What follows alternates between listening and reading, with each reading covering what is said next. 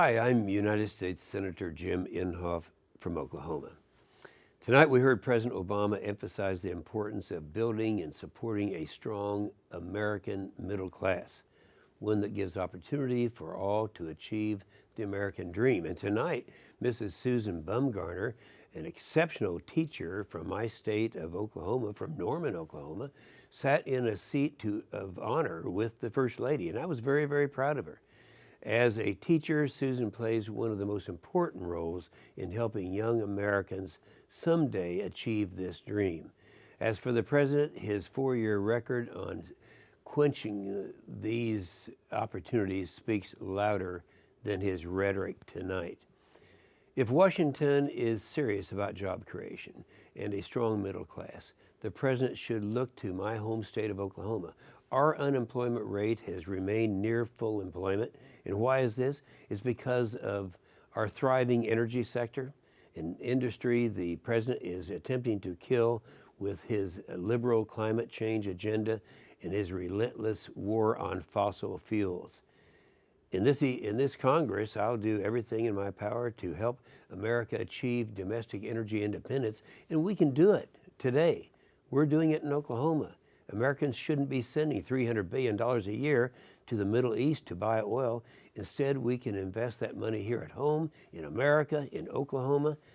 Natural gas is a resource already doing this for us in Oklahoma. The president likes to boast that more fossil fuels are being produced now than under his predecessor.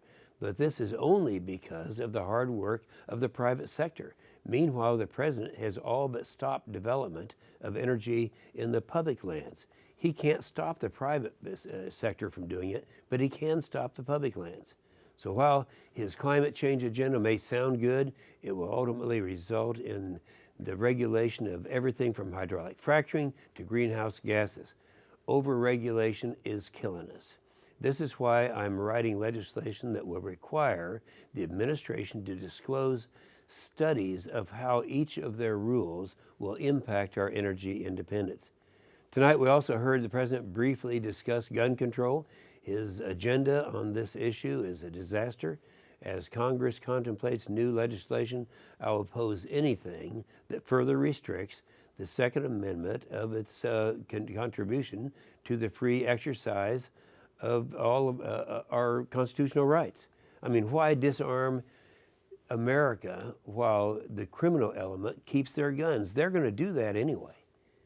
In closing, I was disappointed to hear little from the president on the looming deadline of March 1st, a date when $492 billion in cuts to the military will go into effect due to his sequestration. This is Obama's sequestration.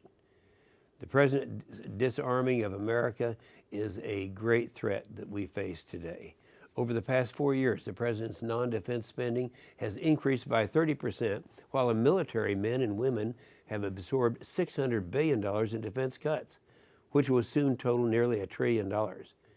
For 14 months, Congress has repeatedly requested the administration provide a detailed assessment of the impact these defense cuts will have to our national security.